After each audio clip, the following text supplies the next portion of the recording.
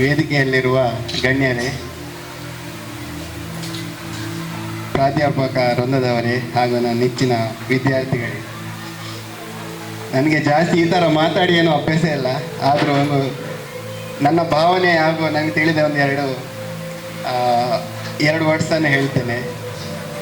ನಮ್ಮ ವೆಂಕಟರಮಣ ತಂಡ ಸತತ 38 ವರ್ಷಗಳಿಂದ ನಿರಂತರವಾಗಿ ಎಲ್ಲ ಕ್ಷೇತ್ರದಲ್ಲೂ ಒಂದಲ್ಲ ಒಂದು ಕಾರ್ಯಕ್ರಮಗಳನ್ನು ನೀಡ್ತಾ ಬಂದಿದ್ದೆ.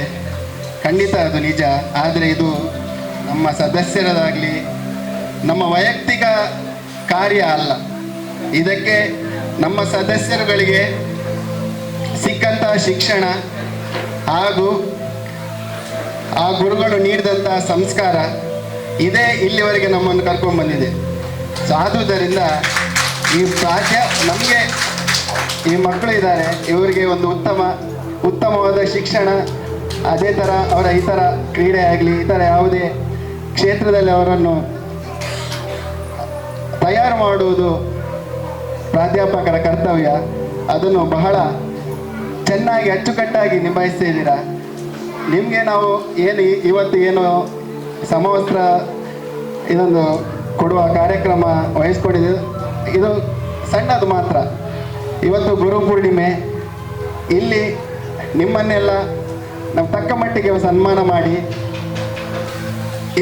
ಈ ಒಂದು ನಿಮ್ಮ ಹತ್ರ ಈ ಥರ ಮಾತಾಡೋದೇ ನಮಗೆ ಒಂದು ಒಳ್ಳೆಯ ಅವಕಾಶ.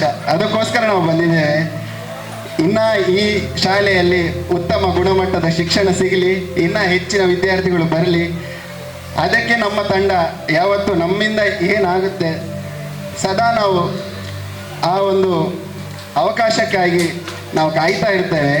ನಾವು ಸದಾ ಈ ಒಂದು ಶಾಲೆಯ ಕೊನೆಯ ಕಾರ್ಯಕ್ರಮದಲ್ಲಿ ಹೇಳಿದ್ದೇವೆ. ಈ ಕಾರ್ಯಕ್ರಮದಲ್ಲಿ ಅದನ್ನೇ ನಾನು ಪುನರುಚ್ಚರಿಸುತ್ತೇನೆ.